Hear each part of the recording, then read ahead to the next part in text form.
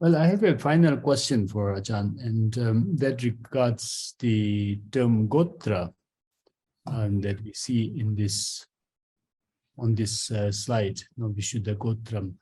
So Gotra, especially when used in the context of Buddha nature teachings, almost is equated with Buddha nature. But then we have in the earlier texts, Gotras particularly coming in three forms: the Sravaka Gotra, the Pratyeka Buddha Gotra, and then the Bodhisattva or the Buddha Gotra. So how do you see the evolution of the three Bodhis as the ultimate goal, the three Gotras that are seen as like the disposition for these three Bodhis, and gradually evolve into the Buddha nature theory where you only have one Gotra, and that's the Buddha Gotra? Do you see such evolution in the Pali sources as well? Most likely not, but you definitely see it in the Rana Gotra Vibhaga and other Mahayana sources. How would have that evolution happen? Any thoughts on that?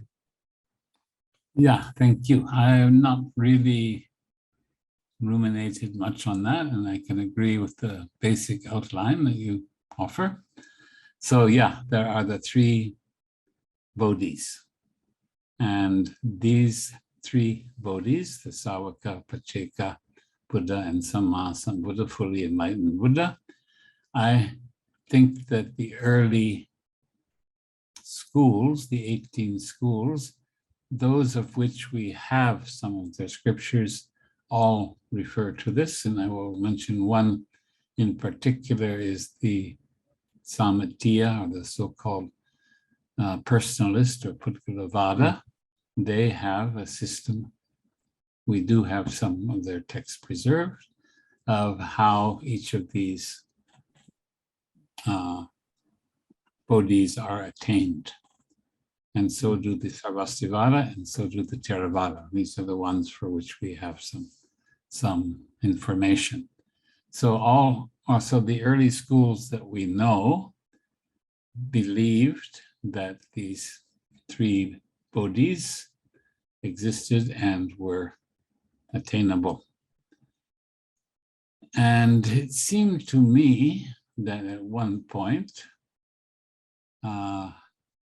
one group of practitioners, of people,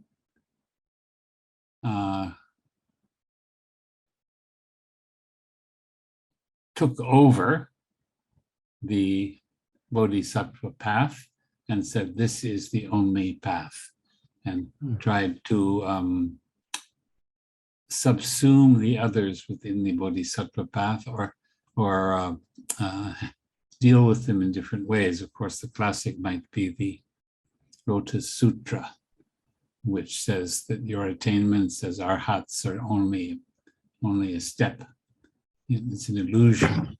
You still have to go on to Buddhahood. So they took on different hermeneutical positions to reclassify these first two Bodhis as not true Bodhis, not worthwhile, and subsumed everything under you. Everybody has to become a Buddha. Everyone has to become a full Buddha. So that is a very polemical period that needs more teasing out and so on.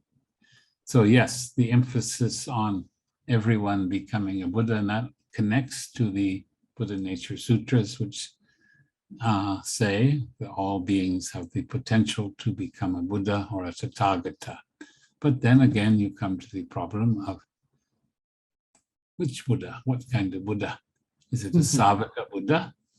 And in the Pali tradition, that idea, that universal recommendation for everybody to strive to be a Bodhisattva and attain Buddhahood, that did not really seem to occur. It does occur in the sense that it was widespread.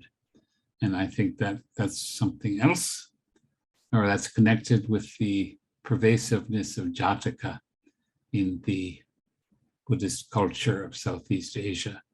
So one of the main ways to teach Buddhism, teach the Dharma, was through the Jatakas, in which the leading figure, the hero, is a bodhisattva aiming for Buddhahood. So he was the key figure in the whole narrative world of Southeast Asian Buddhism. So it was natural for people to desire, aim for the highest.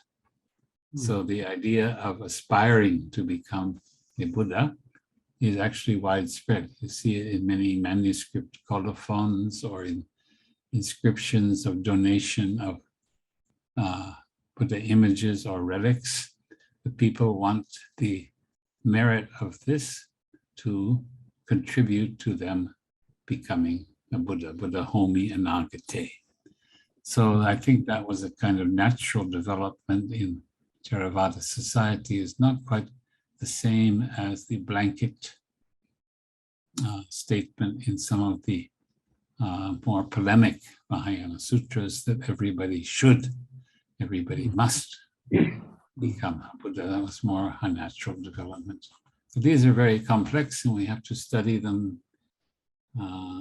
carefully and cautiously and not, I think, take position for this or that polemical faction.